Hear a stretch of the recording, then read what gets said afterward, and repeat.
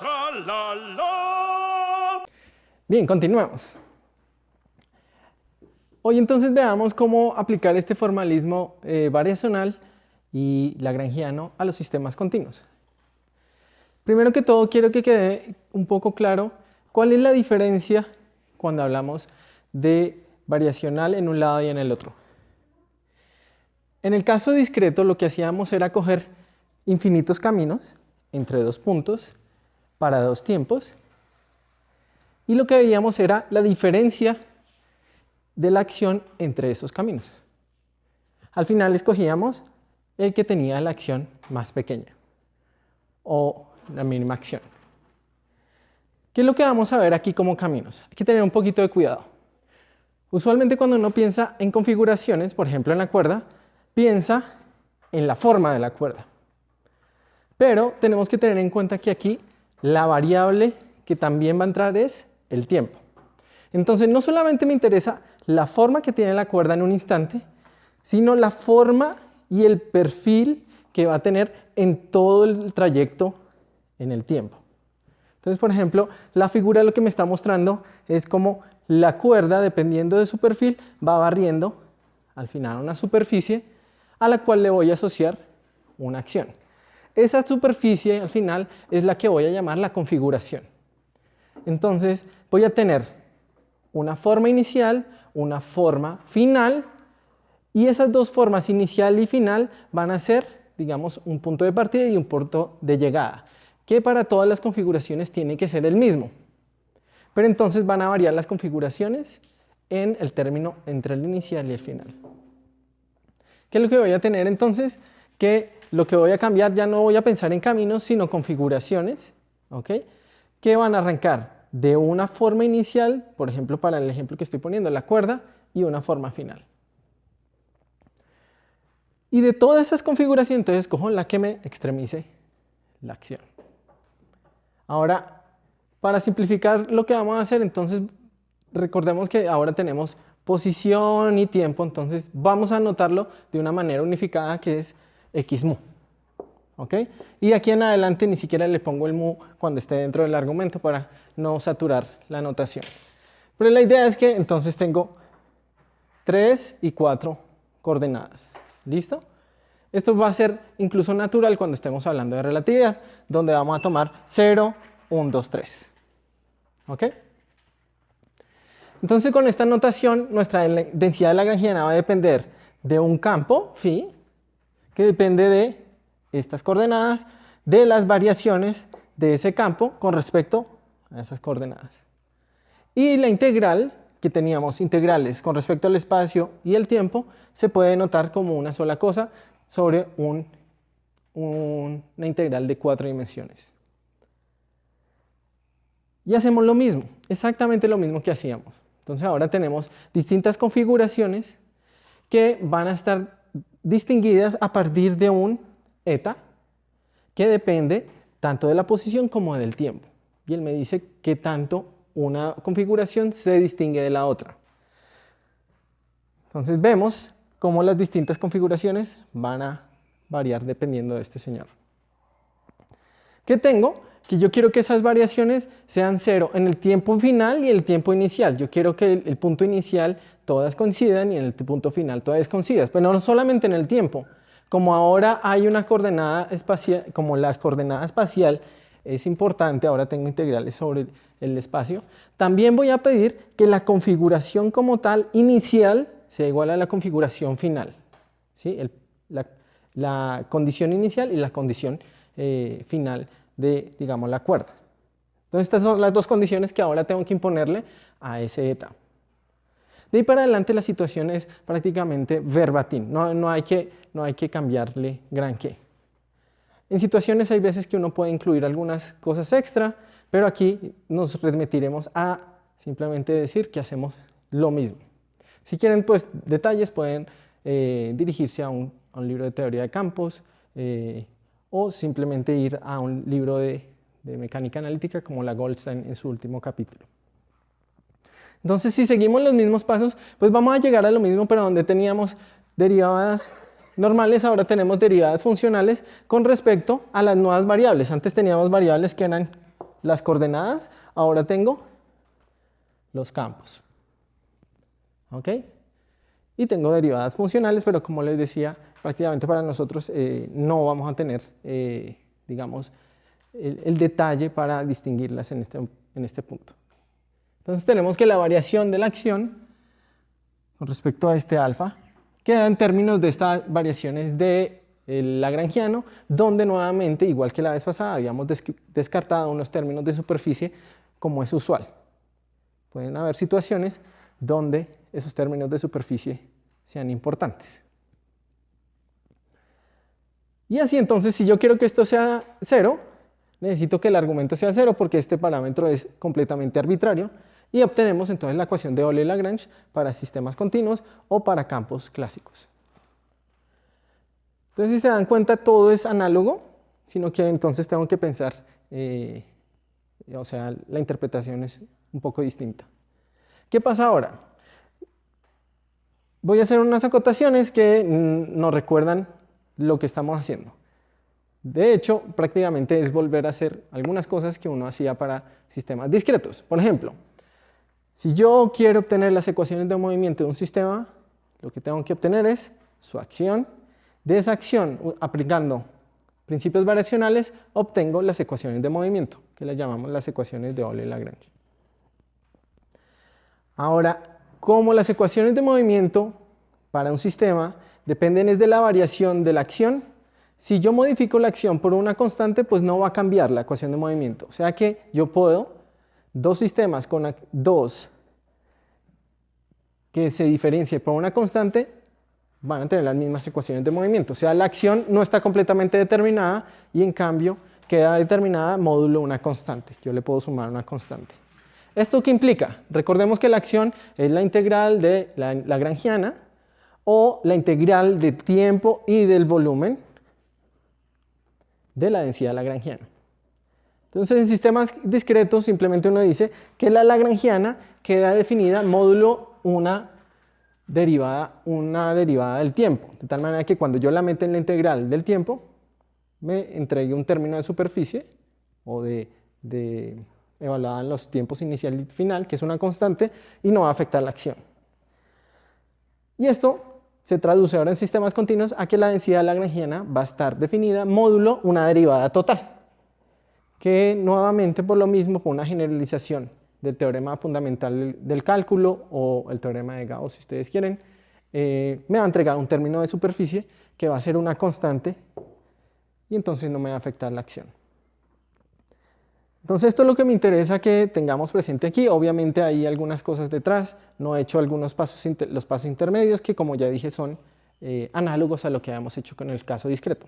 Pero entonces con esto ya podemos ir a atacar y con esos datos podemos atacar algunos sistemas que me interesa que tengamos conocimiento.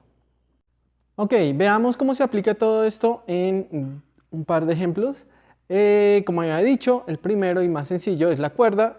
El caso discreto es simplemente una partícula puntual. Ahora estamos trabajando con el caso más sencillo continuo, sería una cuerda. Ya habíamos dicho que el hamiltoniano, el lagrangiano tiene esta forma. Y de ahí entonces podemos extraer las ecuaciones de Euler-Lagrange. Por ejemplo, podemos sacar la variación o la derivada de la densidad lagrangiana con respecto a phi y las variaciones con respecto a phi punto y phi prima. Ahora, de estas dos, lo que tengo que hacer es, esta que derivé con respecto a phi punto, tengo que derivarla nuevamente con respecto al tiempo, y esta que la derivé con respecto a phi prima, tengo que derivarla con respecto a x. De tal manera que entonces tengo, según la ecuación de movimiento que habíamos dicho, entonces tengo la variación esta, menos la derivada del tiempo de esta, menos la derivada de x de esta. Voy a suponer que este señor no depende, es una constante y que la tensión también es una constante. Arreglando esto tenemos la ecuación, aquí tal vez no se nota muy bien, es un signo menos y aquí me faltan 2 puntos, si no, no tiene sentido. Estamos viendo que efectivamente recobramos la ecuación de onda, ¿de acuerdo? Con una fuente que sería la gravedad. Entonces la ecuación de onda efectivamente nos está describiendo cómo es la dinámica de una cuerda. ¿De acuerdo? En particular, imagínense que yo quisiera simplemente estudiar el caso en que la cuerda está estática y quisiera ver cuál es su perfil de esta ecuación. Es la ecuación de movimiento que va a quedar de esta manera si la cuerda es estática. Ahora, para resolver la ecuación tengo que imponer condiciones de frontera. Aquí yo voy a suponer que los dos extremos de la cuerda están fijos, de tal manera que la variación, el phi, que es la altura, va a ser 0 y puedo solucionar fácilmente, es una ecuación de segundo orden, de tal manera que tengo esta solución acá. Entonces vemos que efectivamente pues todo lo que estamos haciendo tiene sentido trabajarlo también con la forma de atacarlo lagrangiana. Sin embargo, déjenme hacer un par de comentarios. El primero es, recuerden que esto salió de minimizar la acción. ¿Cómo se ha logrado? Esto se ha logrado tratando de hacer la parte, vamos a pensar que estamos en el caso que es estático, tratando de hacer que la parte de la curvatura de la cuerda sea lo más pequeño posible. Aquí este es. ¿Sí? Entonces vamos a tratar de que este señor sea lo más pequeño posible. Aquí me falta. Y la otra forma de hacerlo es haciendo que la energía potencial sea lo más pequeño posible también, ¿cierto? Entonces de esa manera estamos haciendo que la acción se minimice. Ahora, ese es el ejemplo más sencillo y lo podemos aplicar entonces esta forma de atacar a cualquier sistema continuo. Por ejemplo, el siguiente que vendría, pues entonces sería ya no una cosa con una dimensión, sino con dos, que sería una membrana. Entonces aquí ya tengo que mi campo phi depende de dos coordenadas espaciales y la temporal. Y ahora reemplazamos la densidad de masa lineal por una densidad de masa y se procede de la manera equivalente a lo que habíamos hecho antes. Entonces también viene una tensión, viene una densidad de masa y la gravedad también va a aparecer. Entonces tenemos, así como encontrábamos esta densidad lagrangiana, se puede encontrar esta densidad lagrangiana para la membrana y se puede escribir de una manera más elegante como el producto de los dos gradientes del campo. Ahora se puede hacer lo mismo para hallar la ecuación de movimiento. Entonces, déjenme, estos dos pedazos pues van a ser equivalentes aquí, entonces déjenme centrarme en este. ¿Qué es lo que hay que hacer? Recordar que x y y pues son dos coordenadas distintas, entonces tengo que derivar con respecto a la variación de la densidad lagrangiana con respecto a la derivada de x, de phi con respecto a x, ¿ok? O de phi con respecto a y. Tengo que hacer esas dos por aparte, ¿listo? Pero en general lo que voy a tener, se puede ver de aquí, es que si yo derivo con respecto a x, entonces a la derivada de phi con respecto a x, obtengo esto de acá.